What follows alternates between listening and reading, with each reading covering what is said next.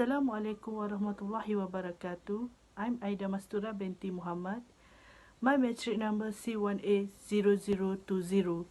Today I will share you about my article Preservation of the Cultural Heritage in Malaysia.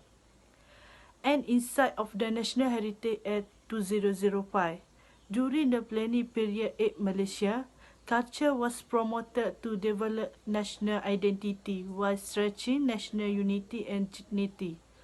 Various aspects of the development of the crocodile has been made in tourism industry, but it has given greater emphasis to culture, artistic and heritage development, and in 2004, the Ministry of Information, Communication and Culture play a role through the strategy and promoting the culture of heritage of the community, which is the source of economic growth.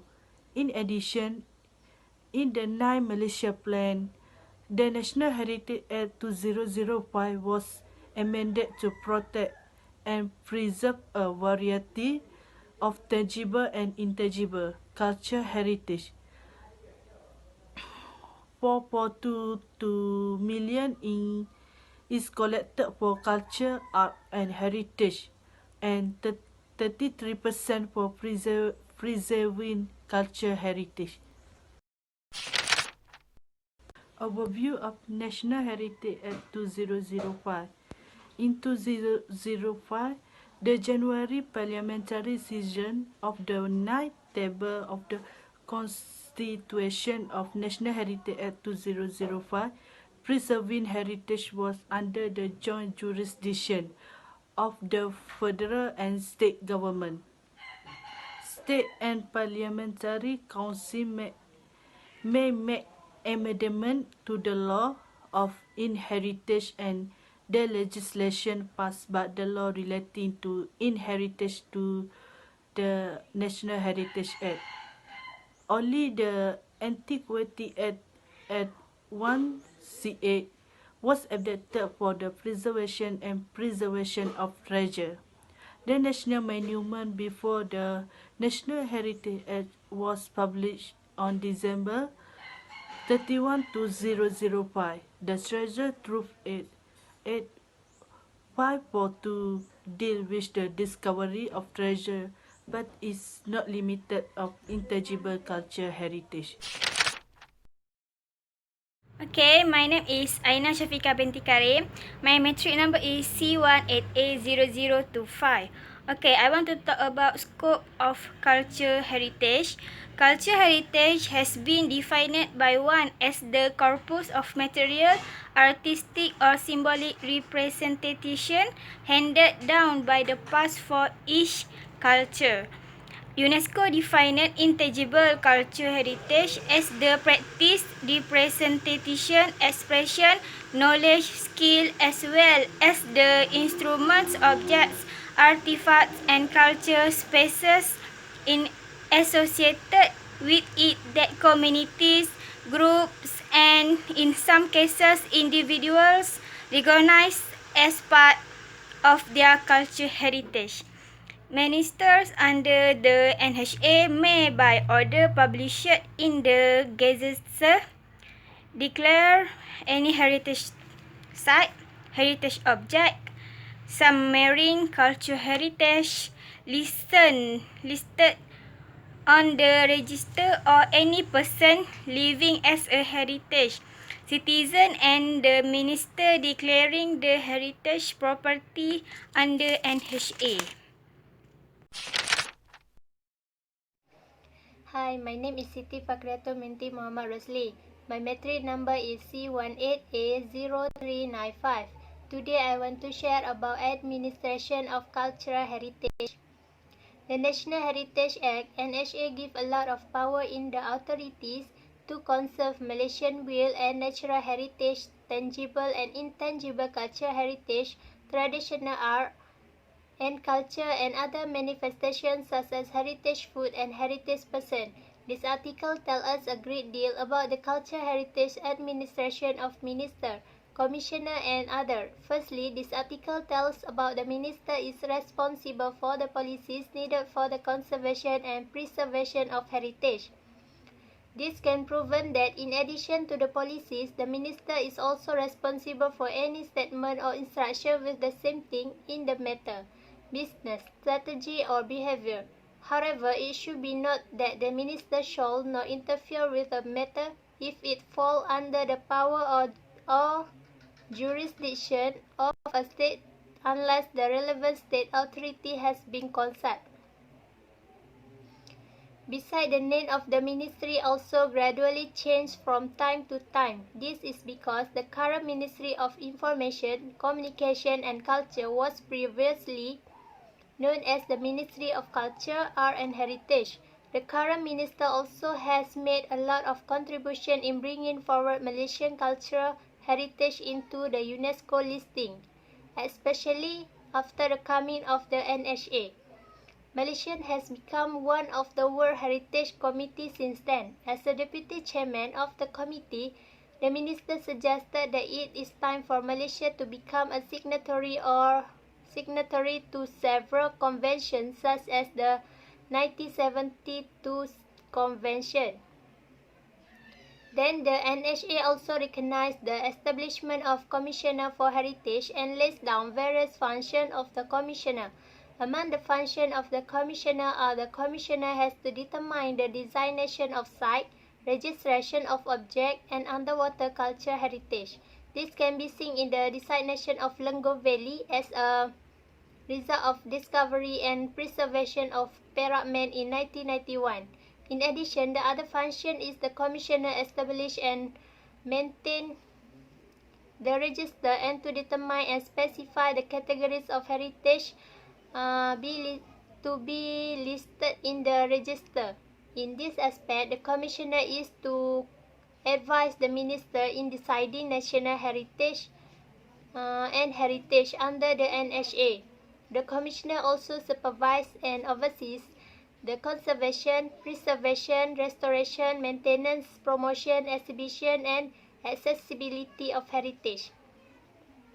Another function of the Commissioner is the Commissioner also maintains documents relating to any excavation, exploration, finding or search for heritage pursuant to the same section.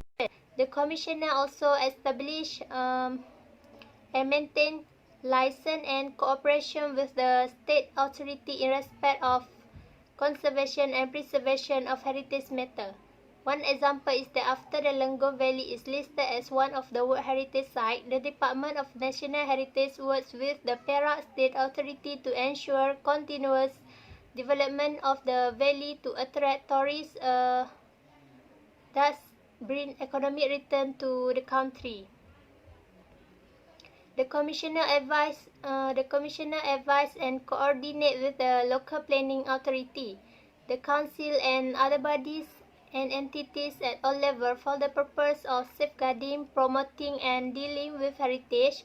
An example is when the Commissioner conduct workshop, exhibition program and activities for Malaysian people about Malaysian heritage, such as the performance in the Puteri Sakdong Theatre have inculcated youngster interest in the story of Puteri Sakdong.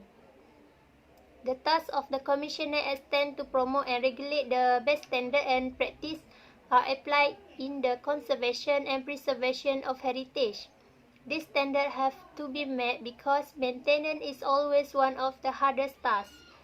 The Commissioner also bears the responsibility to advise the Minister with regard to any matter in respect of conservation and preservation of heritage. Next, administration of cultural heritage is also talk about the NHA provide for ground that the Minister may consider in determining certain object as national heritage. The Minister may inscribe a particular cultural heritage as national heritage on several grounds. This show they are historical important, association with or relationship to Malaysia history, involving social or cultural association, having potential to educate, illustrate or provide further scientific investigation in relation to Malaysia culture heritage.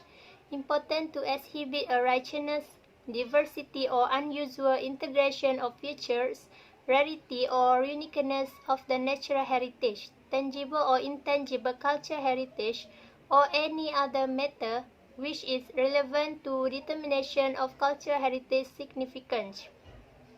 Administration of heritage in Malaysia also involves the establishment of the National Heritage Council and lists the function of the council. The function of the council are to advise the minister and the commissioner on all matters relating to heritage, and due administration and enforcement of laws relating to heritage, and to advise the minister and the commissioner on any matter referred to it by the minister or the commissioner. Lastly, administration of cultural heritage is talk about member of the council. Member of the council consists of a chairman who is appointed by the minister, Secretary General of the Ministry of Information, Communication and Culture or his representative, the Director General of Town, and Country Planning or his representative, the Director General of the Museum and Antiquity Department or his representative, the Commissioner, and not more than 6 other members. In conclusion, the Commissioner have the most important role in the administration of cultural heritage. That's all from me. Thank you. Assalamualaikum. My name is Asabila binti Yusuf. My metric number is C18A0388. Okay, today I will present about the selection process of cultural heritage. The process of selection cultural heritage is determined by the NHA. The NHA stipulates that the Commission has the responsibility to design an object as an important cultural heritage, such as treasure and ancient treasure. In addition, the Commissioner is authorized to state in the news any heritage object of cultural signification. Therefore, the legacy has come under the jurisdiction of the state government and the federal government. Thus, the heritage law can protect cultural heritage from being owned by other countries or destroyed or stolen by non-parties.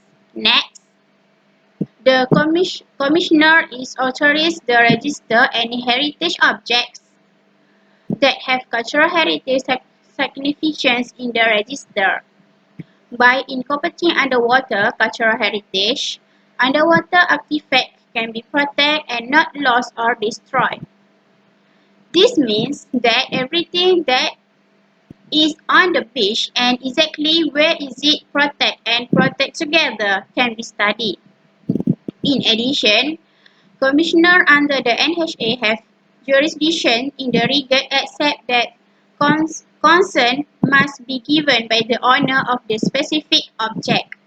Is it clear that not all Malaysia cultural heritage is listed unless Commissioner and the public are actively involved in identifying specific object of cultural heritage important? This act was passed in Parliament, that means the House of Representatives, by the fourth minister in charge of heritage. In line with the expansion of the federation, this act is embodied in the joint affair of the federation and the states. The NHA is also silent on the criteria for listing objects that have object of cultural significance rather than those listed as national heritage.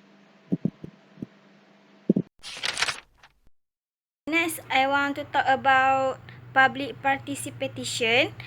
This provision discusses the role of community members in identifying items of cultural heritage importance and informing the Commissioner for further action.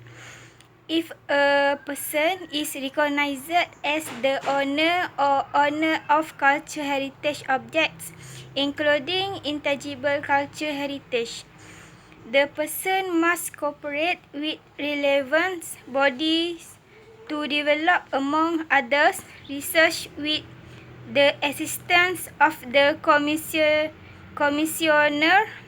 of Heritage. The provisions of the obligation should also include public participation in the discovery of underwater cultural heritage. It is also recommended that other things that need to be included in the NHA are detailed provisions on the eligibility of council members for heritage, commissioner members of the National Heritage Department, and any other person or body directly involved in preserving Malaysia's cultural heritage. Next, absence of archaeological impact assessment provisions. Participation in Archaeological Impact Assessment (AIA) participation is not required in all planning projects in Malaysia. This is because of the preservation of national heritage sites. This is because, in order to avoid the loss of object and archaeological location, as has been proved in the formation of Tasik Kenyir Terengganu. We do not know, perhaps before the creation of Tasik Kenyir, that there may be some accessible and some that have archaeological significance that can contribute to the tourism industry. This could increase our country's income. However, when the area was flooded, most of the cave disappeared under the water and among others. The Batu Tok Bidang cave at Gunung Bewah was one of them. This not only caused the loss of archaeological sites, but also economic damage, as it is found in the protection of the monument from damage and destruction. The violation of the monument preservation under is a mistake. Therefore, any person who destroys, damage and disposes of any significant cultural heritage without a permit issues and liable to imprisonment for a term not exceeding 50,000 ringgit or 2 both. My name is Nurul Nabilah binti Syafi'in. Matrix number C18A03C1. Today, I want to present effect of listing of cultural heritage. Cultural heritage is the various departments such as agencies, associations, and non-government organizations have installed value and such to create cultural heritage among the community.